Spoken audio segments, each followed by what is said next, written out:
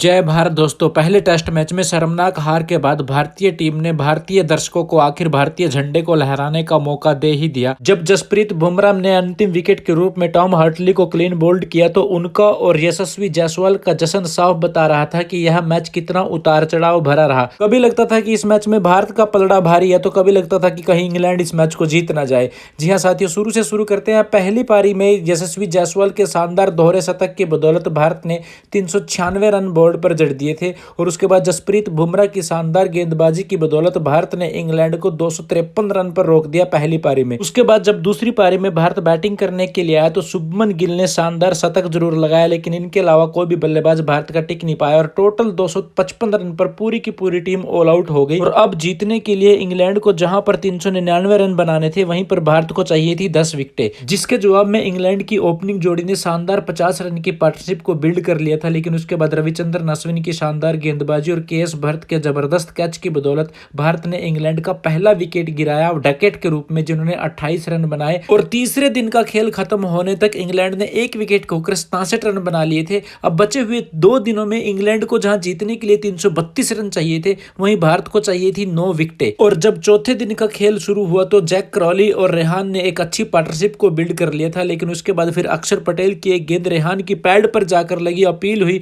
और अंपायर ने उसको आउट करार दिया तो इंग्लैंड को 95 के स्कोर पर दूसरा झटका लग गया। रेहान ने 23 रन बनाए और वो पवेलियन लौट गए, लेकिन दूसरे छोर पर कराली अभी भी अपना अर्धशतक कंप्लीट कर पिच पर डटे हुए थे और उनका साथ देने के लिए आए हुए थे ओली पोप। दोनों तेज गति से रन बना रहे थे, लेकिन उसके बाद रविचंद्रन अश्विन की एक गेंद ओली पोप के बल्ले का बाहरी किनारा लेकर रोहित शर्मा की ओर गेंद चली और रोहित शर्मा ने कोई गलती नहीं की ये कैच लपकने में, जिससे इंग्लैंड को तीसरा झटका लग गया। और उसके बाद चौथा झटका इंग्लैंड को तब लग गया जब जो रूट तेज गति से रन बनाने के चक्कर में एक बड़ा शॉट हवा में खेल गया और सीधा अक्षर पटेल के हाथों में जाकर बॉल समा गई। ये इंग्लैंड के लिए चौथा बड़ा झटका था। जो रूट ने 10 गेंदों में 16 रन जरूर बनाए, लेकिन ये नाकाफी थे इंग्लैंड की जीत के लिए। हालांकि जैक क्रॉली अभी भी लगातार अच्छी बल्लेबाजी करते हुए क्रीज पर डटे हुए थे और जब तक ये खिलाड़ी क्रीज पर था तब तक इंग्लैंड की जीत की उम्मीदें भी जिंदा थी। फिर उसके बाद कुलदीप यादव के एक ओवर की अंतिम गेंद क्रॉली की पैड को जाकर हिट कर गई, अपील हुई, अंपायर ने नॉट आउट दिया। रोहित शर्मा भी रिव्यू नहीं लेना चाहते थे, लेकिन कुलदीप यादव ने काफी कन्विंस कप्तान को किया और अंतिम सेकंडों में वो रिव्यू लिया गया, जिससे पता लगा कि बॉल इनलाइन पिच होकर सीधे जाकर विकेटों को हिट कर रही थी। और अब भारत और उसकी जीत के बीच में खड़े जैक क्रॉली 73 रन बनाकर आउट हो चुके थे और भारत की जीत लगभग सुनिश्चित हो चुकी थी, क्योंकि उससे अगले ही ओवर में जसप्रीत बुमराह ने जॉनी ब्रेस्टो को एलबीडब्ल्यू आउट करके इंग्लैंड को छठा झटका दे दिया था। फिर उसके बाद बेन स्टोक्स और फोक्स के बीच एक साझेदारी पनप ही रही थी कि एक गलती वो लोग कर बैठे। फोक्स ने एक शॉट खेला और दोनों खिलाड़ी रन लेने के लिए दौड़ पड़े, लेकिन थोड़ा सुस्ती से दौड़ रहे थे क्योंकि उन्हें लगता था कि रन इजीली पूरा हो जाएगा। लेकिन श्रेयस अय्यर ने